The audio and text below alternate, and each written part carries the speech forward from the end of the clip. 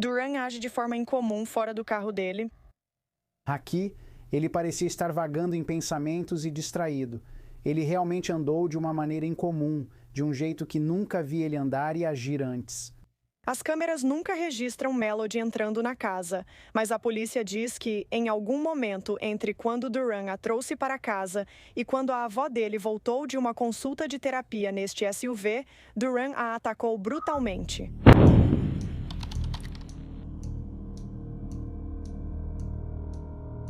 Melody Alana Rose Duran nasceu em 26 de novembro de 2021, filha de Mona Rosita Clark e Jerônimo Duran, em Pembroke Pines, Flórida. Diziam que Melody era a criança mais feliz, que colocava um sorriso no rosto de todos. Ela também adorava dançar e cantar e amava assistir ao programa Miss Rachel.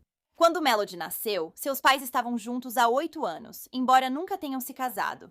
No entanto, eles se separaram em março de 2023, quando Melody tinha 15 meses de idade.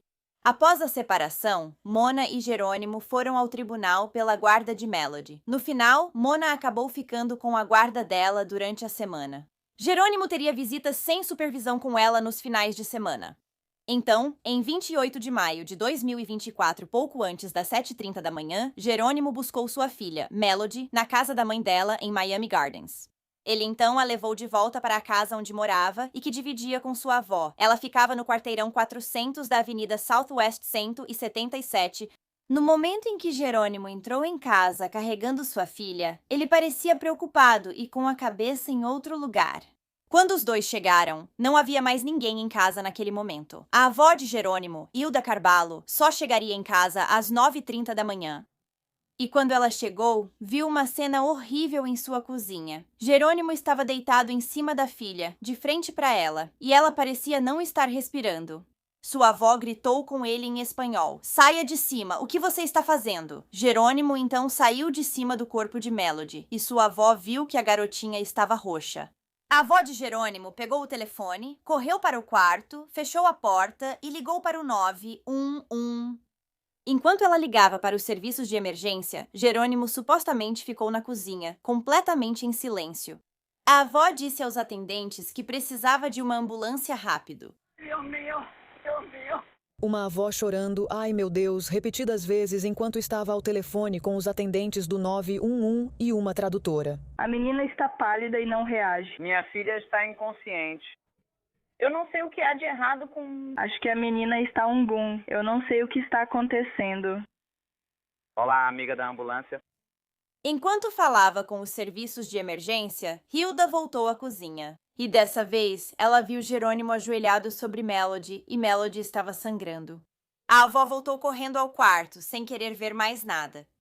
Antes que os primeiros socorristas pudessem chegar à casa, o padrasto de Jerônimo parou em frente à casa e correu para dentro. Ele então fez reanimação cardiopulmonar em Melodia até os paramédicos chegarem. A garotinha tinha um corte na garganta e a cozinha estava coberta de sangue.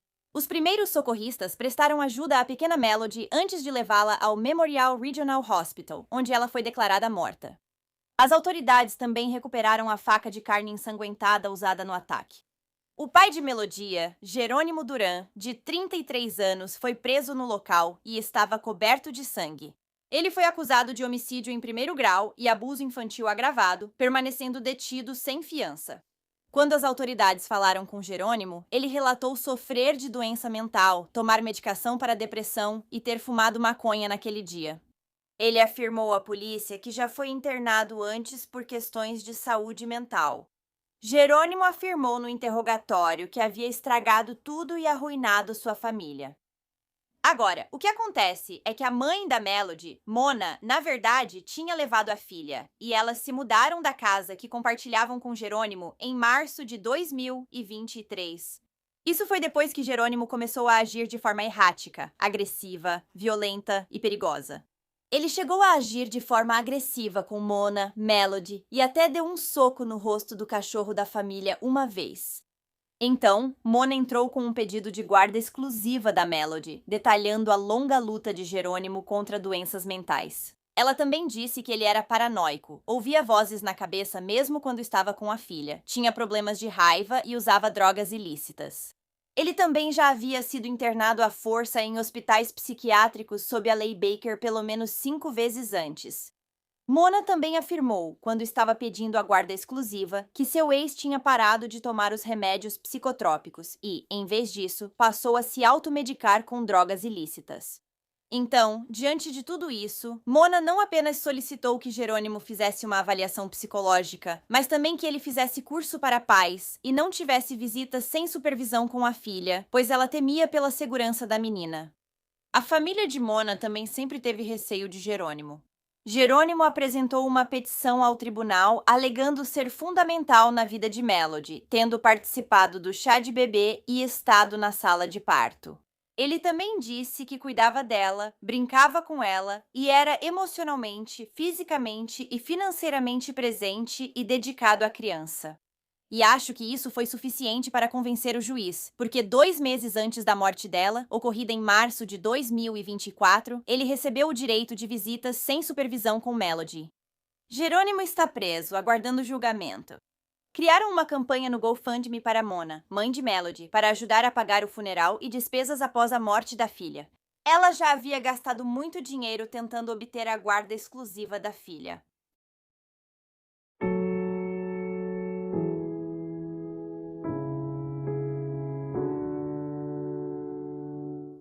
Bem, obrigada por ouvir a história da Melody hoje. É inacreditável que um juiz permita que um pai tenha qualquer tipo de visita sem supervisão com a filha depois de ouvir as coisas que a Mona contou. Provavelmente ele nem deveria ter tido visitas supervisionadas até conseguir se controlar melhor. E depois de gastar todo o dinheiro dela durante meses lutando pela guarda exclusiva da filha porque estava com medo pela própria vida, ela acabou perdendo e, consequentemente, perdeu a filha também. Parte o coração e revolta ao mesmo tempo. Espero que, no julgamento, Mona e a família de Melody tenham alguma justiça.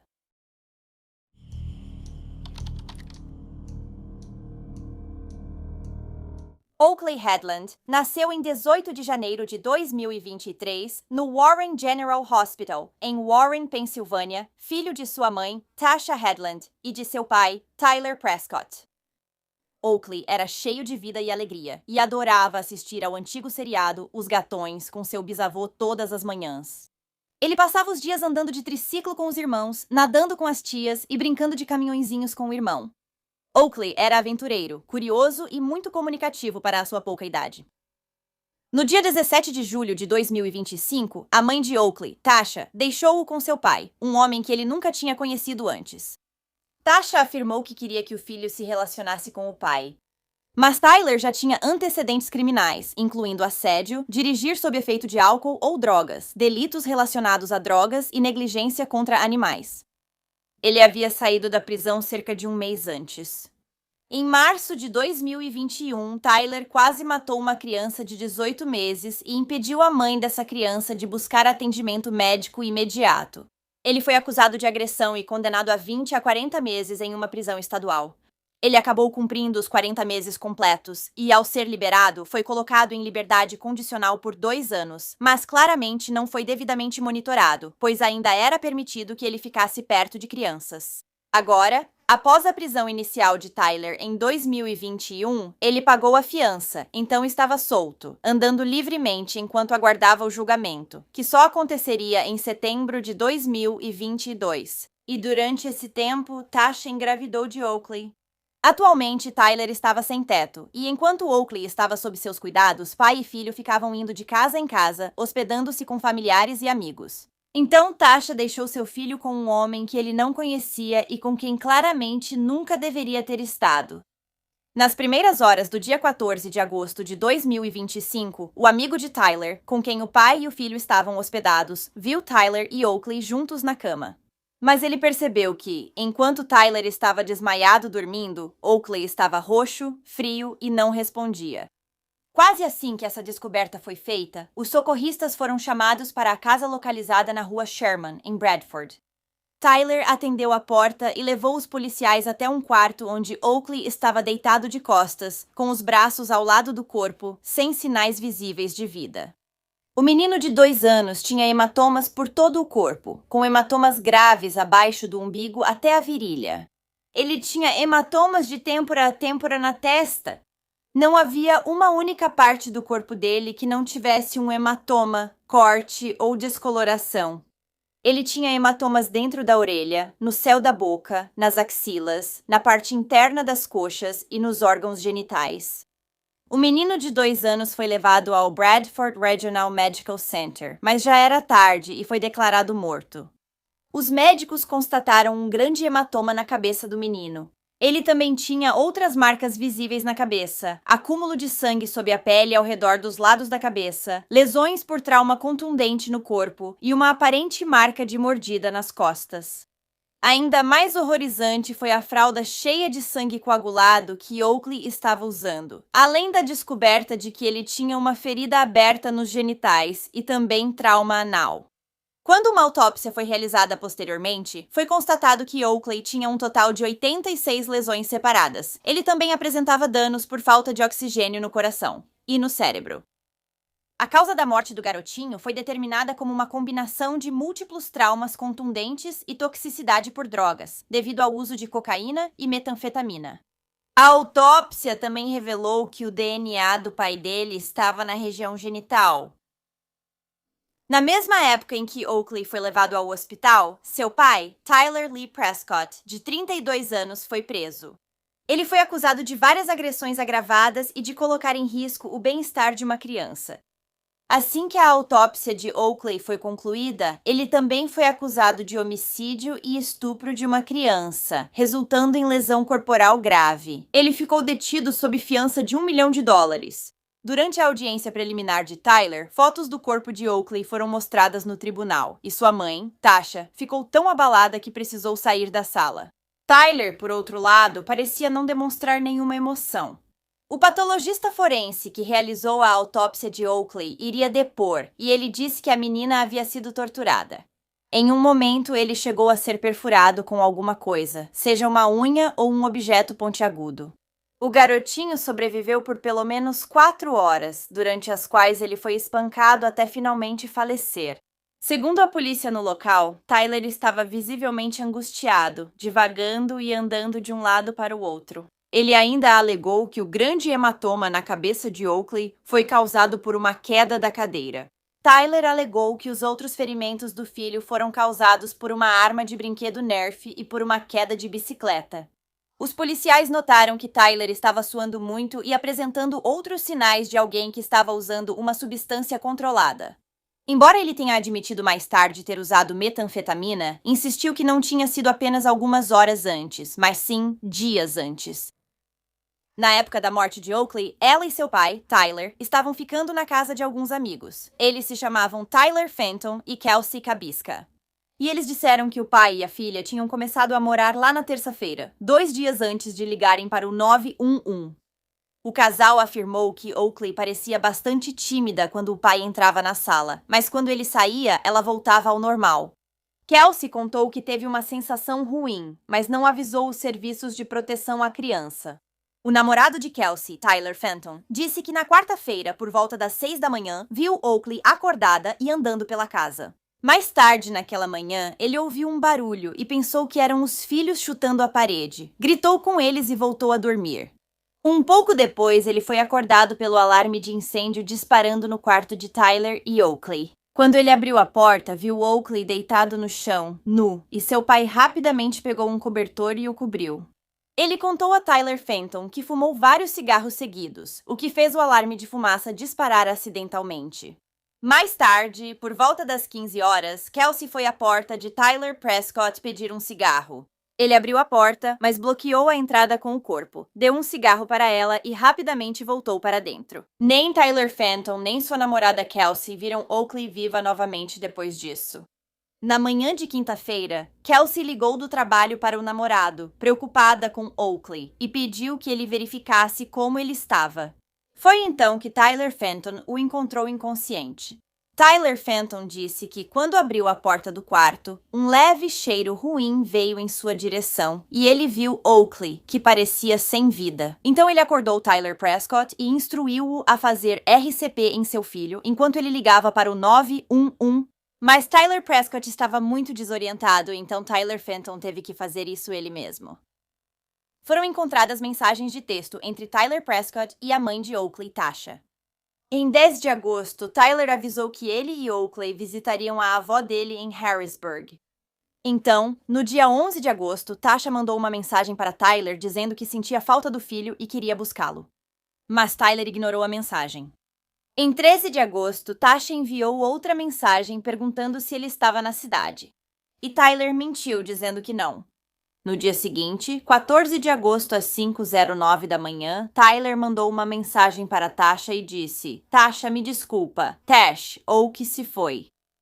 Agora, mesmo que Tasha insistisse que tinha tentado pegar o filho de volta com Tyler e que tinha mandado algumas mensagens de texto para ele, segundo relatos nas redes sociais, Tasha foi avisada e orientada a buscar o filho por temerem que ele corresse perigo.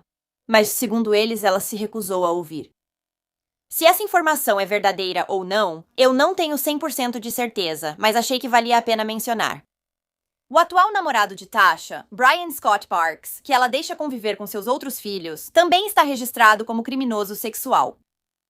Então não parece que ela tenha bom senso ou que ofereça um ambiente mais seguro para os filhos dela. Por causa de tudo isso, muitas pessoas na internet também têm pedido a prisão da Tasha, mas isso ainda não aconteceu. Logo após a morte do Oakley, uma foto dele começou a circular nas redes sociais. Um familiar tirou a foto em uma festa de aniversário, poucas semanas antes do menino morrer. Nela, Oakley parece absolutamente infeliz e tem ferimentos visíveis por todo o corpo.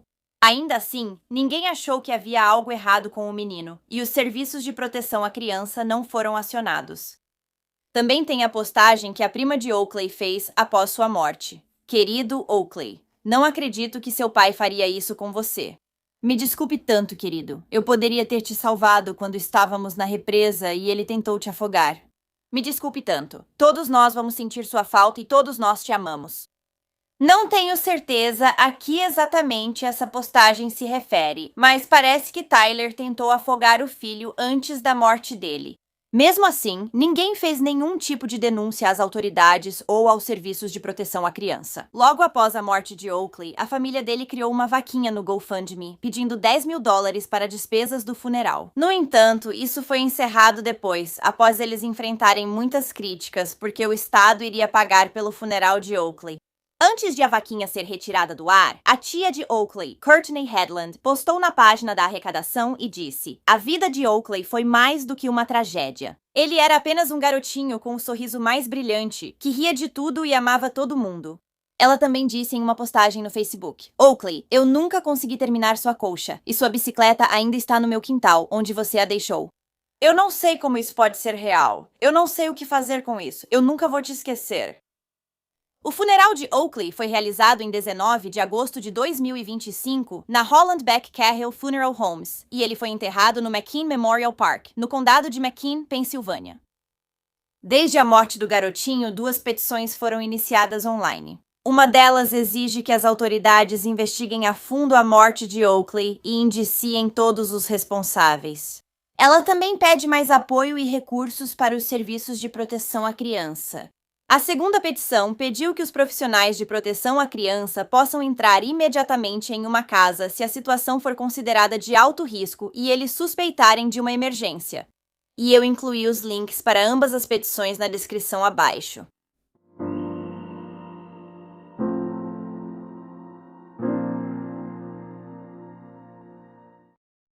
Bem, obrigada por ouvir a história da Oakley hoje. É inacreditável que a mãe dele achou que era uma boa decisão deixá-lo com o pai, que tinha acabado de sair da prisão por machucar outra criança e que o Oakley nem conhecia.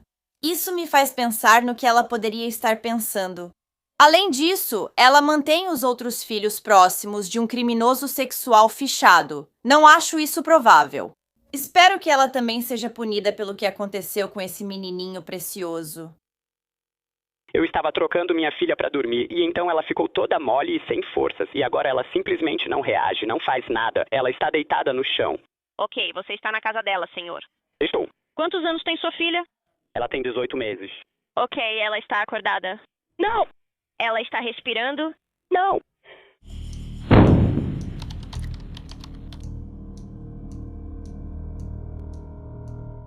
Elsie Scully Hicks nasceu em 17 de novembro de 2014 no país de Gales, Reino Unido, e na verdade ela nasceu com o nome de Sheila O'Brien. A mãe biológica dela usou drogas durante toda a gravidez da Elsie, por isso ela foi colocada sob tutela do Estado logo após nascer. Diziam que Elsie era uma criança muito feliz e sorridente. Ela adorava ter a atenção de todos no ambiente e estava sempre com um sorriso no rosto. Diziam que Elsie era uma menininha maravilhosa. Agora, mesmo que a mãe de Elsie tenha usado drogas durante a gravidez, Elsie nasceu saudável. Logo após ficar sob tutela do Estado, Elsie foi colocada em seu primeiro lar temporário. A família biológica de Elsie, incluindo sua mãe e avós, continuava a visitá-la toda semana enquanto ela estava em acolhimento familiar. E eles disseram que até tentaram recuperar a guarda da menina durante todo o tempo, até que ela fosse adotada. Em setembro de 2015, Elsie foi colocada com novos pais acolhedores, que na verdade já haviam adotado seu irmão mais velho e queriam adotá-la também. Esses novos pais acolhedores eram um casal chamado Matthew e Craig Scully Hicks. Matthew e Craig se conheceram em 2006 quando moravam em Swindon, Wiltshire, onde Craig era dono de uma boate. Os dois começaram um relacionamento 2 anos depois, em 2008, e então se mudaram para o sul do país de Gales, onde planejaram o casamento e se casaram em Portugal em agosto de 2012. O casal falou sobre ter filhos no início do relacionamento e decidiu que era algo que ambos queriam. Então, embora não se importassem se adotariam um menino ou uma menina, os dois esperavam por um bebê para poderem ver e presenciar o máximo possível, os primeiros passos, as primeiras palavras, o primeiro dia de aula. E, coincidentemente, o mês em que o casal deu entrada no processo de adoção, novembro de 2014, foi quando Elsie realmente nasceu. Após a inscrição, Matthew e Craig fizeram vistoria em casa, checagem de antecedentes, referências pessoais e outros procedimentos. E tudo estava em ordem, os dois pareciam ser ótimos candidatos a pais. O casal já havia decidido que Matthew deixaria o emprego em tempo integral e Craig seguiria como gerente de contas. Matthew havia sido personal trainer anteriormente. Em setembro de 2015, a sorridente menina de 10 meses chamada Elsie foi colocada na casa de Matthew e Craig, e eles a adotaram oficialmente em 12 de maio de 2016. Após Elsie ficar aos cuidados de Matthew e Craig, a casa sempre transbordava amor e felicidade. Os novos papais de Elsie a adoravam, e Craig dizia que ela era sua pequena princesa.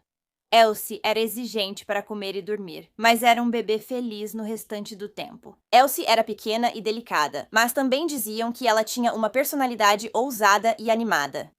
Então, mesmo que Elsie fosse uma menininha feliz e saudável, ela demorou para atingir alguns de seus marcos de desenvolvimento. Quando ela tinha 18 meses, ainda não estava andando. E toda vez que Craig e Matthew tentavam fazer a menininha andar, ela ficava completamente rígida e se recusava. Então, ou ela não tinha absolutamente nenhuma confiança em si mesma, ou doía quando ela tentava andar.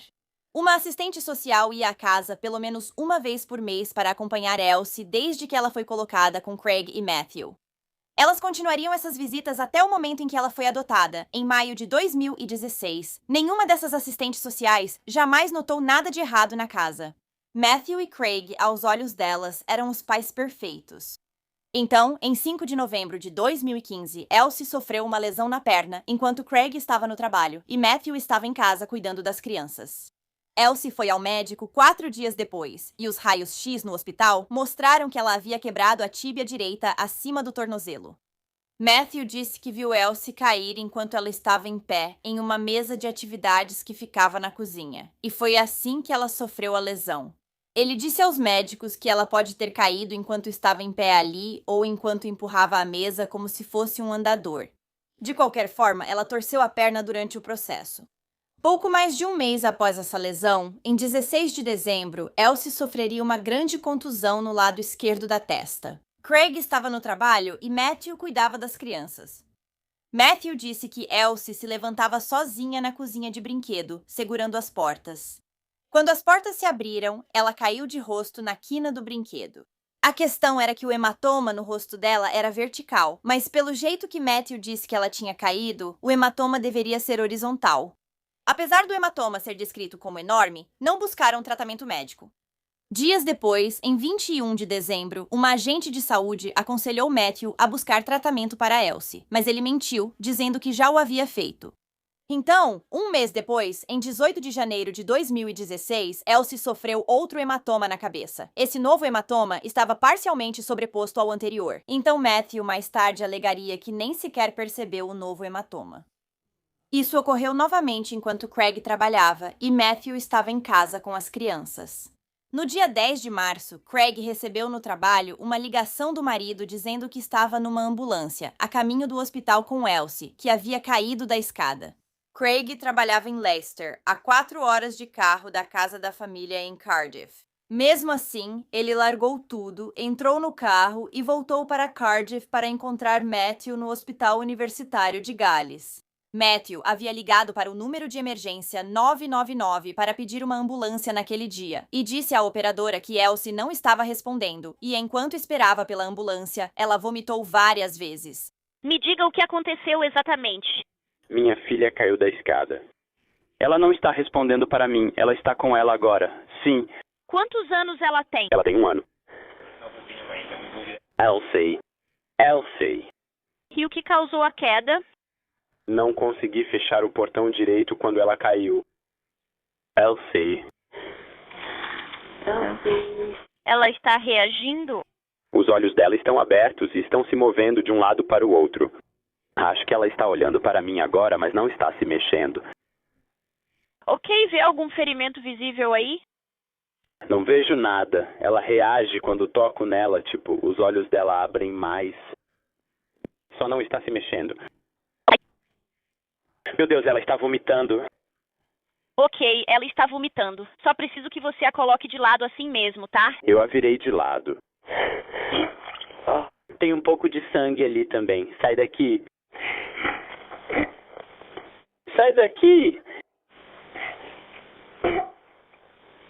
Você vai cair. Me diga exatamente o que houve. Estava trocando minha filha para dormir quando ela ficou mole, sem forças, e agora está deitada no chão, sem fazer nada. Ok, você está com ela agora, senhor? Estou. Quantos anos tem sua filha? Ela tem 18 meses. Certo, ela está acordada? Não. Ela está respirando? Não. Preste atenção, vou explicar como fazer respiração boca a boca. Com a cabeça dela cuidadosamente inclinada para trás, feche o nariz dela com os dedos e cubra totalmente a boca dela com a sua boca. Depois, sopre 2 respirações normais, cerca de 1 segundo cada, só para levantar o peito. Agora faça essas 2 respirações para mim. Sim. Certo, me avise quando terminar. Pronto. Você sentiu o ar entrando e saindo? Sim, eu vi o peito subir. Tudo bem. Meu Deus. Agora faça 2 respirações e 30 compressões. 1, 2, 3, 4. Você está indo muito bem. Estamos chegando com luzes e sirenes, tá? Ai, meu Deus. Já estamos quase aí. Aviso quando for para abrir a porta. Por enquanto, continue o que está fazendo. Os médicos consideraram os ferimentos de Elsie compatíveis com a versão de Matthew sobre a queda da escada. Após só 4 horas de observação, ela pôde voltar para casa. Matthew disse que, quando o acidente ocorreu, ele estava separando roupas no quarto, com Elsie sentada no chão. Ele precisou descer por alguns minutos e deixou Elsie lá em cima, fechando o portão de segurança ao descer as escadas. No entanto, quando ele estava prestes a subir as escadas de novo, percebeu que a Elsie estava sentada bem ali no topo, e dessa vez o portãozinho estava, de alguma forma, aberto. Ele disse que a pequena então caiu rolando escada abaixo, da cabeça aos pés. No mês seguinte, em abril de 2016, a família se mudou para uma casa grande e linda de 4 quartos em Llandaff, Cardiff. Em menos de 10 dias após a mudança da família, Elsie desenvolveu um pequeno estrabismo no olho esquerdo. Seus pais ficaram preocupados e a levaram ao médico. Mas, aparentemente, o médico não achou que fosse nada sério nem percebeu que havia algo errado, porque na época, ele disse que a menina estava feliz e normal. Agora, no dia 25 de maio de 2016, durante a maior parte do dia, Elsie parecia estar feliz e bem. Ela participou de uma aula de ginástica para crianças naquela manhã, brincou nos balanços no parque local e depois foi fazer compras com o pai para escolher um vestido para usar na sua festa de adoção. Naquela noite, depois de terminar o jantar por volta das 17h45, Elsie foi de mãos dadas com Mateus até a sala de estar para trocar sua fralda e colocar o pijama. Depois de trocá-la, Mateus voltou rapidamente para a cozinha para jogar fora a fralda suja. Quando voltou para a sala de estar, foi então que Mateus percebeu que havia algo errado com sua filha. Elsie estava deitada em uma posição semelhante à que ele a havia deixado no chão, mas quando ele entrou, ela não respondeu como normalmente faria. Quando ele se aproximou, percebeu que ela estava completamente sem reação e ligou para o 192 pedindo uma ambulância. Os paramédicos e a polícia chegaram ao local e encontraram Elsie sem respirar e em parada cardíaca. Na época, Mateus supostamente disse a um paramédico, quando ninguém mais estava ouvindo, e depois negaria isso, que Elsie gritou de dor e então desmaiou. No Hospital Universitário de Gales, em Cardiff, onde Elsie havia sido levada, Mateus contou aos médicos a sua versão do que havia acontecido com ela. Que ele a encontrou inconsciente depois de ter saído da sala por apenas alguns minutos, mas não ouviu nenhum barulho alto, nenhum choro, nada. Uma pediatra conversou com Mateus e Craig enquanto a filha deles estava sendo reanimada, e mais tarde, a pediatra diria que, enquanto Craig estava visivelmente abalado e chorando, Mateus parecia calmo demais. Então, 4 dias depois que Elsie foi levada ao hospital, em 29 de maio de 2016, ela morreu após a decisão de desligar o ventilador. Uma autópsia no corpo da menina revelou que Elsie tinha sangramentos antigos e recentes em ambos os lados do cérebro. Ela também tinha hemorragias em ambos os olhos, fraturas nas costelas, fratura no fêmur esquerdo e uma fratura no crânio. Também foi observado em sua autópsia que a fratura na perna que Elsie sofreu em novembro não era apenas uma, mas na verdade 2 fraturas. A fratura mais recente foi logo acima do joelho, e se isso tivesse sido percebido, os serviços sociais teriam sido notificados imediatamente, pois é extremamente incomum que 2 fraturas ocorram em uma única queda, especialmente em um bebê.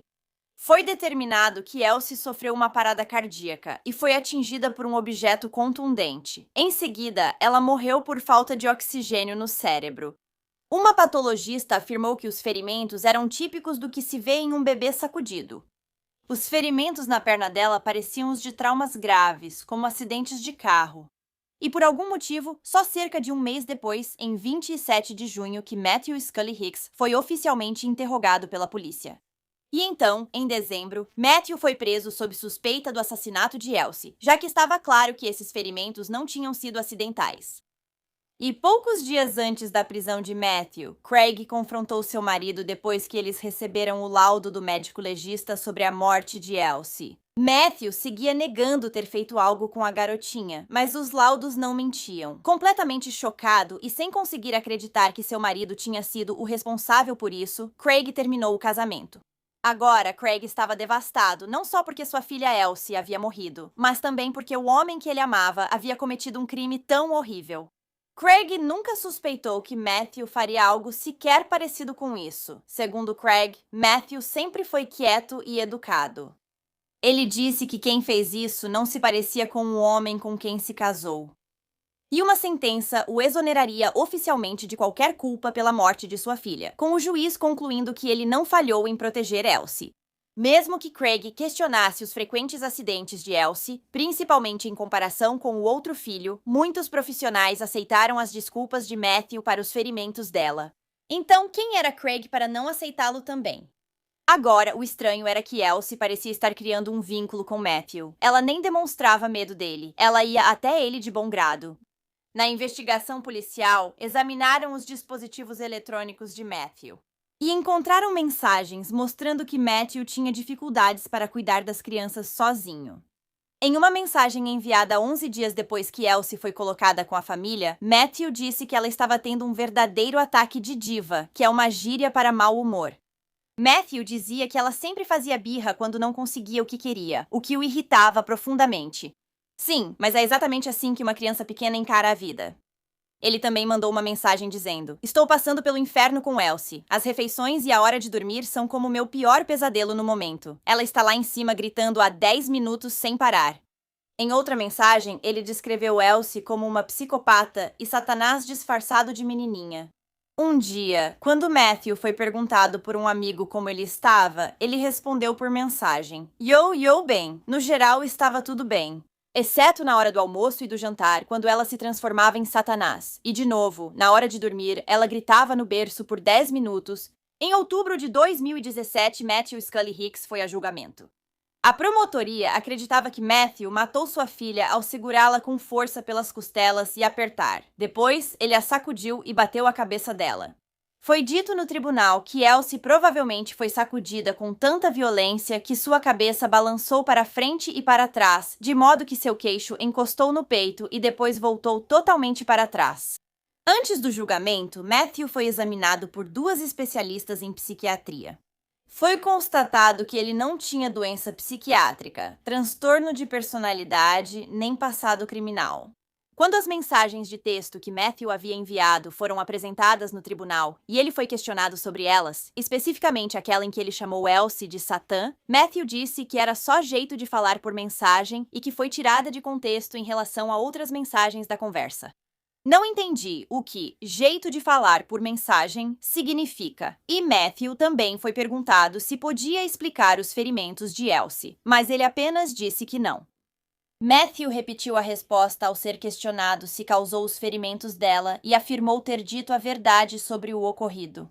Matthew afirmou o tempo todo no julgamento que não era culpado e nunca machucou Elsie. Mas os vizinhos de Matthew e Craig haviam se manifestado. Eles relataram ouvir Elsie chorando e Matthew gritando: "Cala a boca, cala a boca, cala a porra da boca!"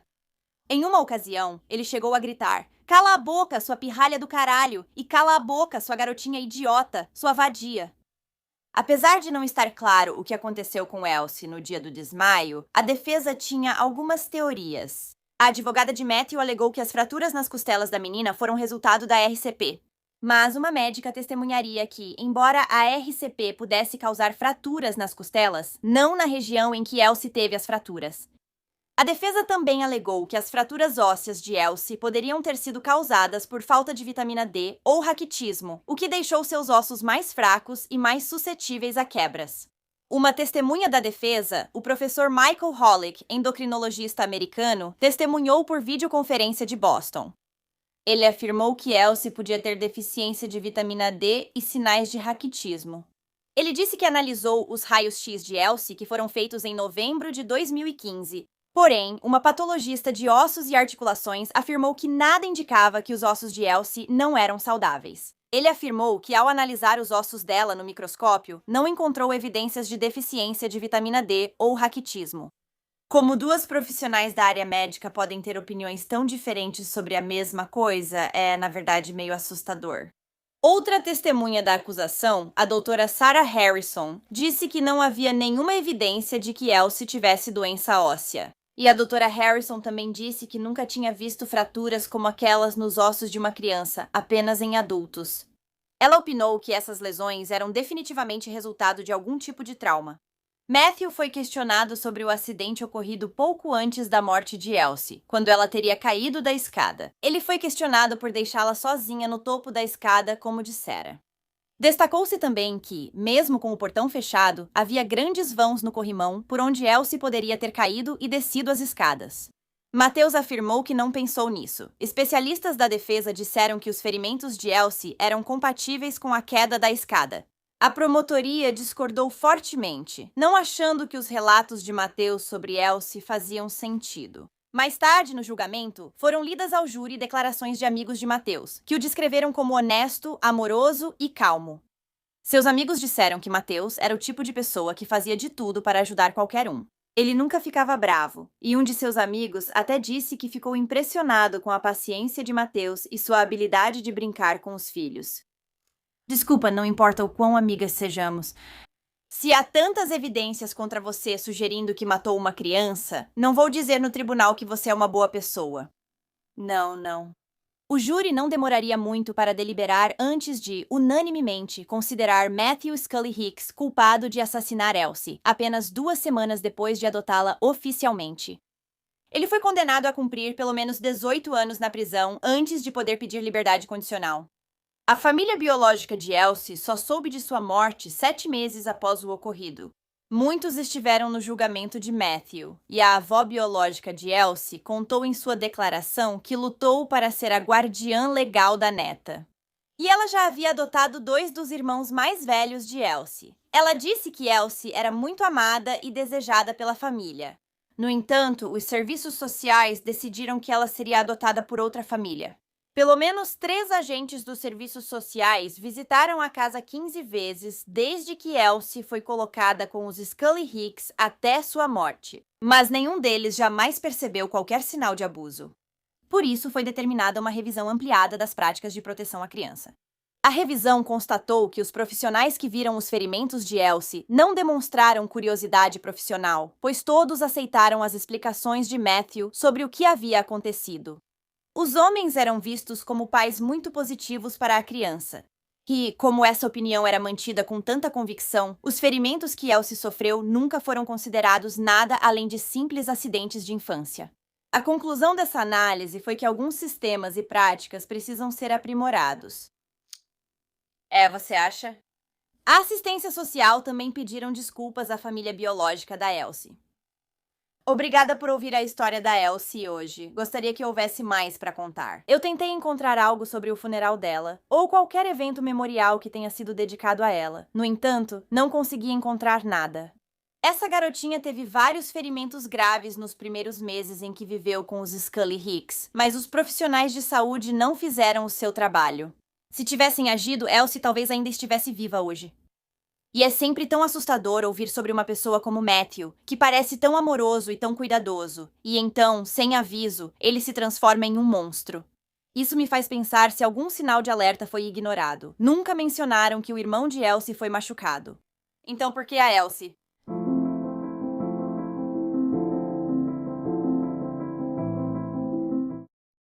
Na cabeça dela, ela provavelmente estava se perguntando, tipo, o que eu fiz? Tipo, por que você está fazendo isso comigo? Tipo, eu te amo. Por que você está me machucando?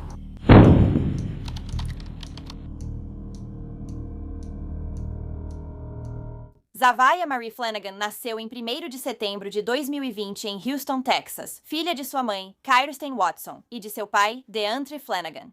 Zavia era uma menininha feliz que estava sempre rindo e sorrindo. Ela também adorava ir à igreja e cantar. Diziam que Zavia alegrava todos os lugares e era amada por quem a conhecia. Agora, os pais de Zavia, Kirsten e DeAndre, haviam se separado no início de 2023 e DeAndre não estava lidando muito bem com isso. Então, em 20 de março de 2023, por volta das 9h30 da manhã, DeAndre foi buscar Zavia na creche dela em Houston. Agora, a mãe de Zavia, Kirsten, tinha acabado de deixar Zavia lá algumas horas antes. Então, essa foi uma retirada inesperada. DeAndre e Kirsten brigaram mais cedo porque DeAndre tinha dificuldade em aceitar o término. E além disso, Kirsten tinha começado a conversar com um novo homem recentemente, e isso deixou DeAndre extremamente ciumento.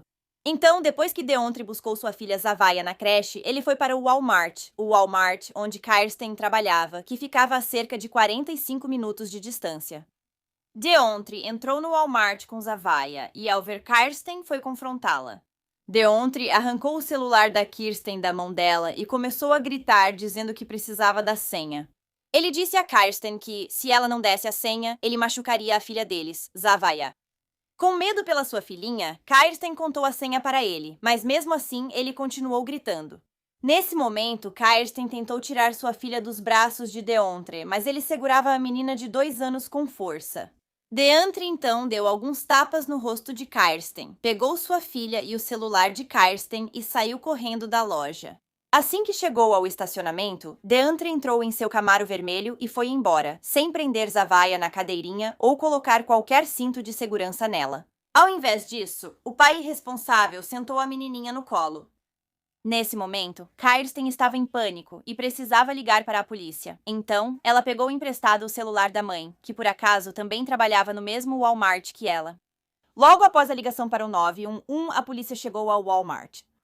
Quando chegaram, os policiais descobriram que havia uma criança envolvida. Não sei como não sabiam disso antes. Tenho certeza de que Kirsten disse à atendente do 911 que levaram sua filha. De qualquer forma, assim que a polícia percebeu isso, eles começaram a tentar rastrear o telefone da Kirsten e conseguiram descobrir que ele estava localizado em algum lugar na região de Greens Point, em Houston. Policiais de Houston foram enviados para localizar o pai, que claramente estava fora de si. E pouco tempo depois, o Camaro vermelho do DeAndre foi avistado por agentes do gabinete do xerife do condado de Harris, perto da Greens Road, na North Freeway. No entanto, DeAndre se recusava a encostar o carro, e isso levou várias forças policiais a persegui-lo. Durante a perseguição, DeAndre bateu de raspão em pelo menos um outro carro e chegou a invadir a pista contrária. E tudo isso com sua filha de 2 anos sentada solta no seu colo. DeAndre então decidiu fazer uma chamada de FaceTime para o telefone da mãe de Kirsten. Agora Kirsten estava com ela. E ele novamente começou a gritar com ela pedindo a senha. Ela deu a senha várias vezes, mas por algum motivo não era o suficiente. Parecia que ele buscava um motivo para o que faria. Durante a chamada de FaceTime, DeAndre fez algo impensável. Ele apontou a câmera para baixo para mostrar sua filha, Zavaya, e ela estava coberta de sangue. Havia sangue saindo da boca dela e seus olhos estavam inchados. Antes da chamada de vídeo, DeAndre havia batido na garotinha com um objeto duro. Então, como se isso não fosse suficiente, DeAndre, ainda durante essa chamada no FaceTime, começou a sufocar sua filha. Kirsten começou a gritar com DeAndre para que ele parasse de machucar a garotinha. Ela podia ver que Zavaya estava ofegante naquele momento. Ele me mostrou que estava sufocando ela no FaceTime enquanto eu estava lá. E ele me disse, eu falei, Trey, essa é sua filha. Essa é sua filha. Pare. Essa é sua filha. Ela te ama. Eu me importo com ela. Você se importa com a vida dela. Essa é sua filha. E ele me disse com essas palavras exatas. Você só ama aquele homem, então fez isso com ela. E depois que DeAndre desligou a ligação com Kirsten e a mãe dela, ele então ligou por FaceTime para o avô da Zavaya, Curtis Watson. E ele disse a ele que sua neta, Zavaya, tinha partido. E ele mostrou para ele o corpo sem vida dela. A perseguição policial finalmente chegaria ao fim quase 45 minutos e 30 milhas depois de ter começado. O Camaro vermelho de DeAndre parou perto da igreja episcopal de São Dunstan após ele tentar cruzar um campo na Stubner Airline, em Castle Glen, cerca de 7 milhas do início da perseguição. E durante isso, o carro dele ficou inutilizado. Quando a polícia finalmente alcançou DeAndre, ele se recusou a sair do carro. A equipe da SWAT foi chamada, se aproximou do Camaro e uma negociadora falou com DeAndre. Foi então que elas descobriram que Zavaya estava inconsciente. Sabendo que precisavam tirar a garotinha do veículo o mais rápido possível, a equipe da SWAT detonou um artefato de distração e enviou uma equipe tática na tentativa de tirar DeAndre do carro. DeAndre foi finalmente preso após um impasse de 20 minutos com a equipe da SWAT e Zavaya recebeu imediatamente reanimação cardiopulmonar dos paramédicos até a chegada do helicóptero aeromédico. Apesar dos esforços, não foi possível salvar a pequena Zavaya, que morreu devido aos graves danos após ser levada de helicóptero ao Hospital Herman. Zavaya sofreu lesões por trauma contundente na cabeça e no corpo. A princípio, as autoridades acreditaram que ela havia se ferido porque foi sacudida dentro do carro durante a perseguição. A polícia logo descobriu sobre a ligação por FaceTime durante a perseguição de carro. E foi então que perceberam que Zavaya tinha sido atingida com ou contra um objeto duro pelo próprio pai. Eu sei que na cabeça dela, ela provavelmente estava se perguntando, o que foi que eu fiz? Tipo, por que você está fazendo isso comigo? Tipo, eu te amo. Por que você está me machucando? Após ser levado sob custódia, DeAndre foi acusado de assassinato. No entanto, se fosse constatado durante a autópsia que Zavaya realmente morreu por estrangulamento, havia a possibilidade de isso ser elevado para homicídio qualificado, o que o tornaria elegível para a pena de morte. Ao depor a polícia após ser preso, DeAndre afirmou que os ferimentos da filha ocorreram quando ela foi arremessada dentro do carro e se chocou contra objetos durante a perseguição de 45 minutos. Ele negou tê-la machucado intencionalmente. Então, DeAndre Flanagan ficou detido na cadeia do condado de Harris como um preso de segurança máxima, e sua fiança foi fixada em $1 milhão. No dia seguinte, em audiência, a promotoria solicitou ao juiz que aumentasse a fiança de DeAndre para $5 milhões.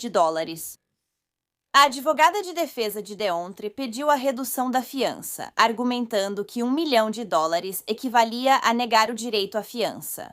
A juíza recusou ambos os pedidos, porém, observando que, embora DeAndre tivesse direito à fiança, ela considerava que os $5 milhões solicitados eram praticamente como não ter fiança. A juíza, no entanto, aumentou para $2 milhões, e o histórico criminal violento de Deontre também foi levado em consideração por ela ao definir o valor da fiança. Deontre tinha algumas acusações diferentes em seu histórico. A primeira delas, quando ele tinha apenas 14 anos de idade, ele agrediu o irmão, que na época tinha apenas 7 anos e era autista. Deontre também se declarou culpado, em 2017, por uma contravenção por fugir da polícia. Ele recebeu um adiamento da sentença, que não é muito diferente de estar em liberdade condicional. Então, 2 anos depois disso, em 2019, ele se declarou culpado novamente, mas dessa vez por uma acusação de agressão leve, depois de agredir sua namorada. Deontre também foi acusado, ao mesmo tempo, de crime grave de dano à propriedade por dirigir seu carro contra a casa da namorada. No entanto, ele só teve de cumprir novamente um adiamento da sentença. E então, em dezembro de 2022, Deontre recebeu uma acusação de crime grave por fugir da polícia, que acabou sendo arquivada porque, como os promotores observaram no registro do tribunal, não havia justa causa. Aparentemente, um vídeo do incidente não correspondia à descrição dada no relatório policial. Então, Deontre tinha feito várias coisas erradas, vários crimes violentos, e ele nunca realmente recebeu nada além de uma advertência leve. E outra coisa é que Kirsten realmente tinha chamado a polícia por causa de Deontre várias vezes nas semanas que antecederam o assassinato de Zavaya. Recentemente, Deontre assediava Kirsten, irritado por ela seguir em frente sem ele. Em um incidente no dia 15 de março, apenas alguns dias antes de Deontre matar sua filha, ele invadiu a casa onde Kirsten e Zavaya estavam morando. Zavaya tomava banho naquele momento. Deontre entrou, pegou sua filha na banheira, não colocou nenhuma roupa nela nem nada, saiu da casa, colocou-a em seu carro e foi embora sem dizer uma palavra. Kirsten não fazia ideia de onde ele tinha ido ou quais eram suas intenções, então ela chamou a polícia. No entanto, depois que a polícia tomou o depoimento de Kirsten sobre o que havia acontecido e conversou com o promotor, foi determinado que não havia provas suficientes para apresentar uma acusação criminal contra Deontre. A promotoria solicitou ao departamento do xerife do condado de Harris que investigasse mais, incluindo conversar com Deontre. Como não conseguiram localizá-lo, nunca o fizeram. Após Deontre tirar a filha da banheira, devolveu Zavaya à mãe no dia seguinte por volta das 11h da manhã. Mesmo assim, Deontre continuou assediando Kirsten. Em 19 de março, enviou mensagens ameaçando machucar a filha deles. Mas quando Kirsten contou à polícia, eles não fizeram nada. Ela diz que eles a ignoraram e ela nem achava que a polícia acreditava nela. Eles sabiam que Deontre era o pai da garotinha, então ficaram com a impressão de que era apenas uma disputa de custódia. Kirsten disse que a morte da filha poderia ter sido evitada se a polícia tivesse agido diante das ameaças. Ela também falou publicamente sobre o envolvimento ou a falta dele da polícia, dizendo: "Eu disse para eles várias e várias vezes que algo de ruim ia acontecer. Eles podiam ao menos tentar encontrá-lo, apesar do passado, mas não. Eu perguntei: vocês vão esperar algo acontecer?" O avô de Zavaya, Curtis Watson, disse que a família ligou várias vezes para a polícia e sentiu que foram ignorados. E eu fico pensando em quantas outras Zavayas existem pelo mundo e nos Estados Unidos que estão passando pelo mesmo problema. Isso ocorre na cidade e no estado. Precisamos nos ajudar. Devido às alegações da família de Zavaya, o departamento do xerife do condado de Harris investiga se as políticas e procedimentos da agência foram seguidos corretamente. Isso incluirá uma revisão total da linha do tempo, imagens das câmeras, comunicação da central e tráfego de rádio. Em agosto de 2023, a acusação de assassinato de Deontre foi elevada para homicídio qualificado e ele segue detido, aguardando julgamento. A próxima audiência dele está marcada para 13 de fevereiro de 2024. A mãe de Zavaya, Kirsten, disse sobre o assassinato da filha que dói demais saber que alguém faria algo tão devastador, especialmente alguém que ela amava tanto. Toda vez que ele vinha, ela só queria estar com ele e ir aonde ele fosse. É de partir o coração que ele tenha tirado ela de nós. Eu dava banho nela, a gente deitava juntas, dormíamos juntas, e agora não vou poder fazer mais nada disso. O funeral de Zavaya ocorreu em 1º de abril de 2023 na Northwood Presbyterian Church, em Houston, onde muitos usaram rosa em homenagem à menina. Obrigada por ouvirem a história da Zavaya hoje.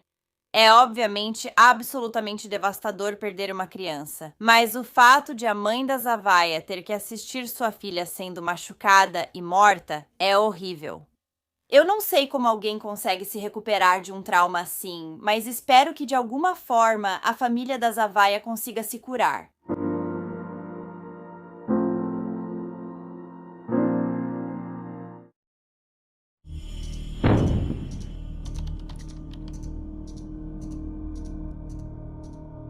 Aramaz Andresian Jr., apelidado de Piki, nasceu em 19 de fevereiro de 2012 em Baldwin Park, Califórnia.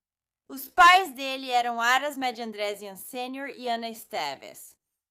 Piki era filho único.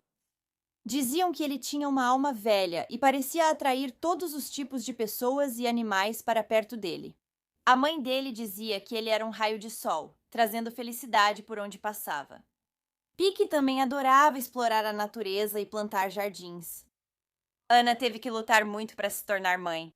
Piki foi seu bebê milagroso.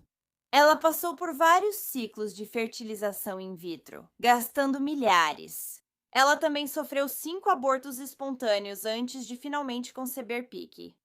Então, nem preciso dizer, Piki era tudo para ela. Ela amava aquele garotinho demais. Ele era seu melhor amigo. Antes do 5º aniversário de Piki, os pais dele se divorciaram. E foi um divórcio conturbado, e isso veio acompanhado de uma disputa pela guarda pior ainda. O tribunal decidiu que ambos teriam a guarda compartilhada de Piki. Pelos termos do acordo de visitas, o casal deveria se encontrar em território neutro para trocar a guarda de Piki. Normalmente, eles se encontravam na delegacia ou em algum parque próximo. Durante o processo de divórcio, o casal vinha trocando acusações. Aramaz alegou que Ana havia dado palmadas no filho deles, usado palavrões e falado sobre levar o menino para Cuba. Aramaz disse que estava preocupado porque o pai de Ana praticava a religião da santeria e uma vez sacrificou um galo na frente da criança. Isso é um pouco preocupante. A criança tem só 5 anos e ele sacrificou um galo diante dela. Estou preocupada se isso for verdade. Ana contou que o marido declarou falsamente ser o principal cuidador do menino, quando, na verdade, os pais dela cuidavam da criança enquanto ela trabalhava. Ana também disse que o pai de Piki tinha um problema com jogos de azar, além de um vício em remédios controlados. Ela disse que, antes do divórcio, ele tinha dito para ela que se alguma coisa acontecesse entre os dois, ele levaria Piki para o Irã ou para a Armênia. Nem preciso dizer que ela não confiava no ex-marido. Eu também não confiaria. Então, uma das coisas que ela fez para se proteger e proteger o filho foi instalar uma câmera no painel do carro, para que pudesse ter um registro de cada troca de guarda do Piki entre ela e o ex-marido. No dia 15 de abril de 2017, Aramaz iria buscar Piki e passar a semana com ele. Ele até ia levar o garotinho para a Disneylândia. E se você olhar as imagens da câmera do painel daquele dia, vai ver que Aramaz estava inquieto e parecia nervoso, como se algo estivesse errado com ele. Ana parecia bem, assim como Piki, mas ele... Dá uma olhada. Ana estava tão preocupada com o comportamento do pai de Piki que ela decidiu gravar todas as interações deles com uma câmera. O que é incomum para nós é que quando ela está abraçando Piki e se despedindo dele, Aura está andando de um lado para o outro ao fundo. Parece inquieto, nervoso e estranho pelo jeito que está agindo. E você vê o carinho que eles têm um pelo outro e depois olha para ele ao fundo. Nesse momento, Piki está sussurrando no ouvido dela e conversando com ela. Ele lhe dá um beijo. Você vai vê-lo acariciando o cabelo dela. Ele sussurrou para ela: "Eu não quero ir com ele. Eu quero ficar com você." Então, depois de uma semana, no dia 22 de abril às 8 da manhã, o casal deveria se encontrar para devolver Piki à mãe dele. Ana chegou ao local combinado, ansiosa para ver Piki. Já fazia uma semana inteira e ela sentia muita falta dele. No entanto, ela acabou esperando por horas. E Piki e Aramaz nunca apareceram. E Aramaz também não tinha entrado em contato com ela. Ela estava extremamente preocupada. Ela já não confiava em seu ex-marido. E agora ela não fazia ideia e não tinha como saber onde ele e seu filho estavam. Naquele mesmo dia, a poucos quilômetros dali, em um parque de South Pasadena, investigadores estavam trabalhando em um caso um tanto bizarro. Alguém tinha ligado e relatado um carro que estava parado no parque com todas as portas abertas, e havia um homem deitado a alguns metros de distância, de bruços, possivelmente inconsciente. Quando os policiais chegaram ao local, logo perceberam que aquele homem era Armaz Andresian. Armaz estava deitado semi-inconsciente a cerca de 9 a 10 metros de distância de seu BMW, no meio de um estacionamento no Arroyo Park, em South Pasadena. Ele também estava um pouco delirante. Suas mãos estavam arranhadas e suas unhas cheias de terra. Armaz foi levado para o hospital, mas Peake não foi encontrado em lugar nenhum. E Armaz não falava muito, pois estava sob forte efeito de medicamentos controlados na época. Quando Armaz foi levado para o hospital, descobriram que ele tinha uma pequena escoriação na cabeça, além de arranhões nos braços e mãos, e ele havia reclamado de hematomas nas costelas. No entanto, o hospital não sabia ao certo onde ele tinha sofrido esses ferimentos nem quem os havia causado. Armaz estava sob efeito de opiáceos, além de outros medicamentos prescritos. Os detetives revistaram o BMW encontrado perto do corpo de Armaz e acharam um frasco de medicamento prescrito que não era dele. Além disso, um galão de gasolina e fósforos foram encontrados dentro do carro, e o interior do carro havia sido completamente encharcado de gasolina. E havia um pano enfiado no tanque de gasolina. Armaz fez uma declaração aos detetives no dia 28 de abril, dizendo que na manhã do dia 22, ele e Peake foram ao local combinado para encontrar sua mãe para a troca. Armaz disse que então tomou os comprimidos por algum motivo e a próxima coisa de que se lembra é de acordar no hospital. Uma boa samaritana o encontrou no chão e Peake não estava em lugar nenhum naquele momento. Armaz disse que não fazia ideia de onde Peake tinha ido, já que ele estava com ele pouco antes de desmaiar. Ele disse à polícia que acreditava que poderia ter sido atacado naquele dia no parque. Enquanto Armaz conversava com a polícia, ele não perguntou nenhuma vez se eles já tinham encontrado seu filho.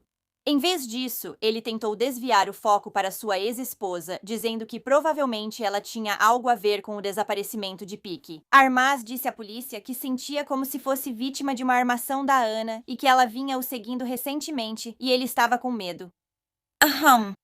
Ele contou a eles como o divórcio foi terrível e começou a dizer que talvez Ana tivesse mandado alguém segui-lo naquele dia e que a pessoa que ela mandou foi quem o atacou. A polícia decidiu deter Armaz naquele momento sob suspeita de colocar uma criança em perigo. Porém, ele foi solto após 3 dias, pois a polícia não tinha provas suficientes para mantê-lo preso. Apesar disso, Armaz continuou sendo o principal suspeito para a polícia, porque, após seu primeiro depoimento, ele parou de falar com a polícia e contratou um advogado. Coisas que pessoas inocentes fazem quando o filho desaparece.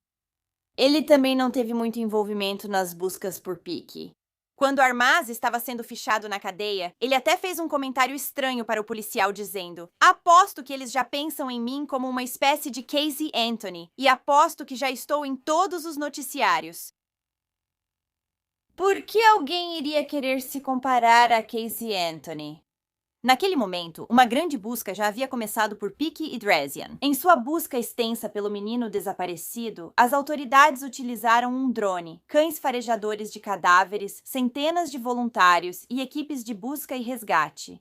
Peake foi visto pela última vez por câmeras saindo do parque da Disneyland com seu pai, por volta da 1 da manhã do dia 21 de abril. Os dois haviam visitado o parque no dia 20 de abril. Então, mesmo que pareça suspeito que Armaz possa estar envolvido no desaparecimento do filho, ele também não tinha nenhum antecedente criminal. Nenhuma multa por velocidade. A polícia não acreditou quando Armaz disse que os comprimidos o deixaram inconsciente e que não lembrava de mais nada. Parecia uma desculpa. Eles acreditavam que ele sabia onde Peake estava. Não havia ninguém que pudesse verificar que tinha visto Armaz ou Peake em 22 de abril no Arroyo Park.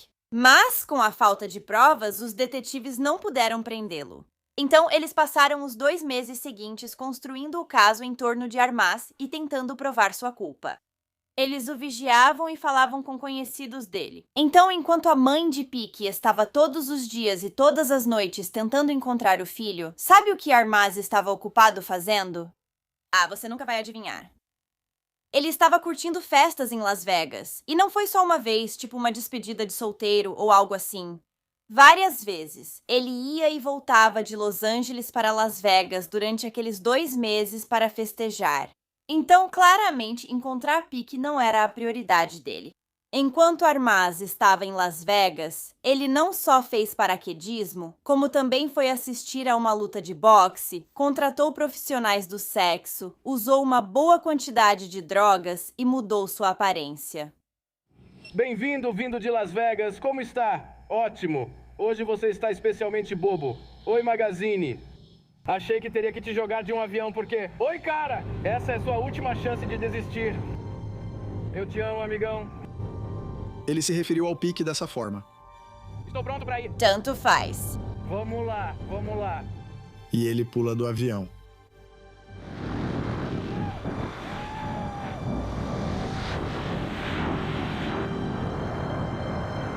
Isso só deixou a polícia ainda mais desconfiada. Que tipo de pai vai festejar enquanto o filho está desaparecido? Como você pode se divertir enquanto seu filho está em paradeiro desconhecido? A polícia logo descobriu que os registros do celular de Armaz mostravam que ele havia desligado completamente o telefone pouco antes da viagem à Disneylândia que fez com o filho. Isso significa que não houve nenhum sinal o dia todo. Não havia nenhuma localização para onde eles pudessem rastreá-lo. Ele estava escondendo por onde tinha andado. Então, junto com os frascos de remédio e os galões de gasolina que as autoridades encontraram no BMW, eles também acharam 2 facas grandes, um moletom infantil com um resíduo branco que parecia ser vômito, e a foto do ultrassom de Peaky diretamente no painel frontal embaixo do rádio. Após analisarem o computador de Armaz, encontraram mais provas incriminadoras. Eles viram que nas últimas semanas, ele não só havia criado um testamento em seu computador, mas também estava pesquisando por áreas densamente arborizadas, num raio de até 2 horas de carro da região de Los Angeles. Então, os detetives tinham todas essas provas circunstanciais, mas não tinham nenhuma evidência de DNA, e ainda não faziam ideia de onde Peaky estava. Equipes vasculharam 30 milhas de terreno e o Lago Cachuma, próximo dali. A polícia reuniu várias imagens de vigilância gravadas na área do lago e ficou preocupada com o que viu. Ou, neste caso, o que eles não viram foi Peaky. Mas eles pegaram a arma lá sozinha. As investigadoras já tinham certeza de que a Peaky estava morta. Elas criaram uma linha do tempo e achavam que a Armaz saiu da Disneyland com a Peaky, e que ele levou aproximadamente 5 horas para dirigir até a região do Lago Cachuma. Ele buscou só num raio de 2 horas, mas precisou ampliar, pois não havia áreas arborizadas suficientes ou algo assim. É lá que os detetives acreditam que ele matou Peaky e se desfez dele. Por volta das 8 da manhã, na manhã seguinte, por volta das 8, Armaz surge novamente nas imagens de segurança perto do lago, sozinho. De lá, ele dirigiu até South Pasadena, onde a polícia o encontraria deitado no chão às 6 da manhã. Parecia que ele ia colocar fogo no carro depois de ter se livrado de Peaky. Também parecia para os detetives que ele iria tirar a própria vida, por assim dizer, depois disso. Pessoalmente, acho que ele só fez parecer assim para poder dizer: "Ah, coitado de mim", e não: "Ah, eu sou uma pessoa má e terrível que fez isso com meu filho e depois foi curtir a vida em Las Vegas". Mas isso é só a minha opinião. Dizem que ele tomou muitos remédios controlados e acabou desmaiando antes de conseguir colocar fogo no carro. Então, no dia 23 de junho, 2 meses depois que o pequeno Peaky Andresian desapareceu, a polícia prendeu o pai dele. Em Las Vegas, mesmo assim, eles o prenderam por uma acusação de homicídio sem corpo.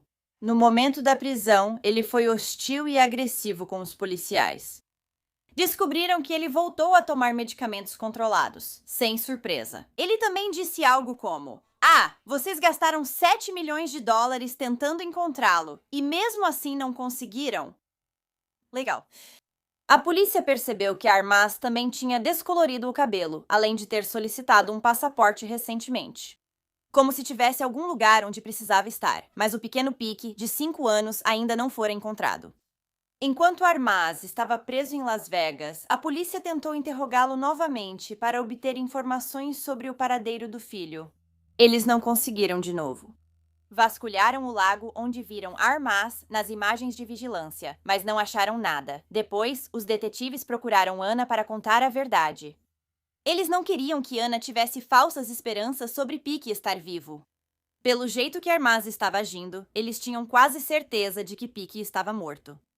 A notícia foi extremamente difícil para Ana ouvir, mas isso não a fez desistir de procurar seu filho e de ter esperança de que ele ainda pudesse ser encontrado com vida. Então, o suspeito estava preso, mas a polícia não sabia como obter informações para encontrar Peak. Buscaram em todos os lugares e não tinham nada. A única pessoa que provavelmente poderia ajudá-los nesse momento era Armaz, e ele não estava falando. Então, o que eles iriam fazer? Mas, de forma totalmente inesperada, no dia 30 de junho, Armaz disse à polícia que queria falar com eles sobre o caso. Ele disse que queria contar onde seu filho estava e o que tinha acontecido naquela noite. Ele confessou tudo para eles.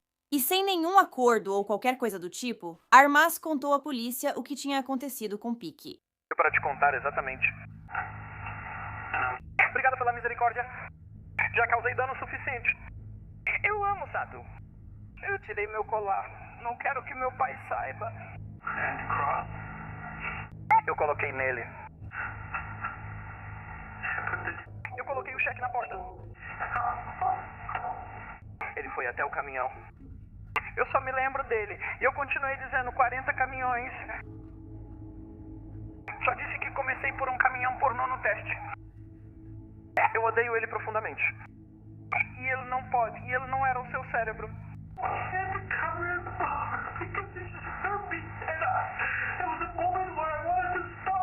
É um caminhão de corpo assim. Arma, terminei. Eu voltei pro carro. Eu estava completamente vazio. Armaz tinha descoberto uma maneira de machucar Ana mais do que qualquer outra coisa poderia machucá-la. Por fim, ele revelou aos detetives onde encontrar Peak. O corpo de Peak foi encontrado em Vista Point, que é um mirante da represa Bradbury, no lago Cachuma. É uma área muito montanhosa cheia de árvores. Quando encontraram Peak, ele nem sequer tinha sido enterrado. Ele estava deitado, encostado em uma árvore com alguns arbustos por cima dele. Armaz tinha trocado a roupa dele por um pijama e o deixou ali, encostado na árvore. Ele disse aos detetives que considerava mais honroso deixar o corpo do filho assim do que enterrá-lo. As autoridades acreditam que Armaz só se declarou culpado porque sabia que, se o caso fosse a julgamento, todos ficariam sabendo de todos os detalhes horríveis. Então, ele quis evitar isso. Egoísta do começo ao fim, o orgulho e a imagem dele eram mais importantes do que o próprio filho. Ele também não gostava de ser visto com o colete que usava no tribunal. Ele disse ao advogado que aquilo era humilhante, que odiava, e pediu que fizesse qualquer coisa para tirá-lo disso. Pobre coitado. Mas se Armaz Andresian achou que se declarar culpado o salvaria da humilhação, ele estava enganado. No dia da sentença dele, em 23 de agosto de 2017, a família de Peak lotou o tribunal com uma emoção intensa e dilacerante. Ana disse no tribunal: Armaz Andresian Sr., eu sinto pena de você. Você é um fracasso como pai.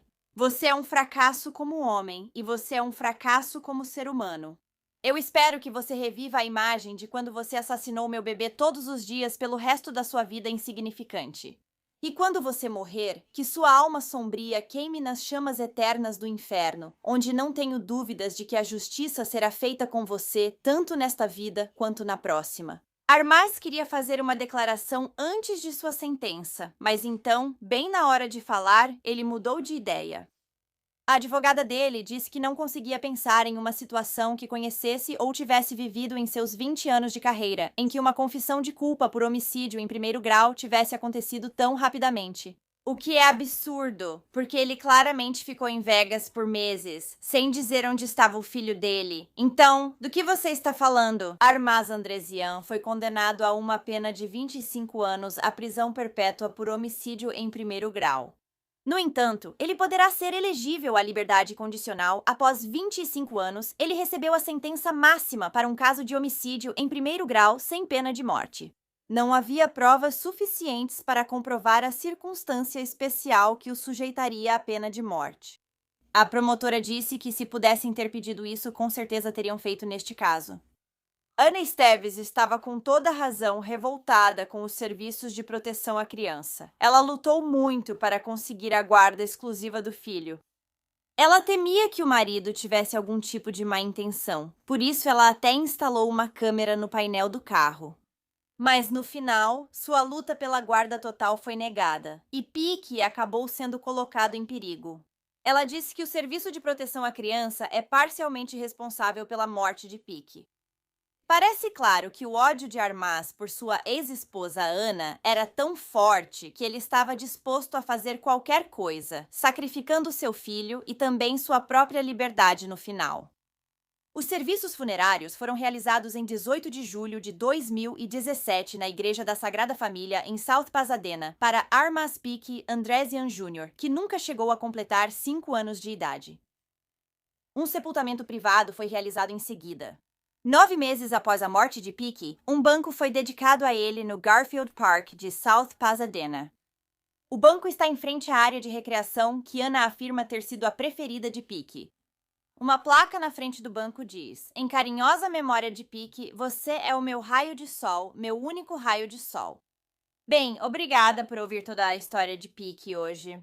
Eu nunca vou entender como alguém pode ficar tão bravo com outra pessoa a ponto de machucar uma pessoa inocente, especialmente uma criança. Então, acho que a parte do caso que me deixa ainda mais revoltada é que essa pobre mulher lutou tanto durante anos para ter um bebê e finalmente conseguiu. E então esse desgraçado tirou ele dela. Isso me deixa furiosa.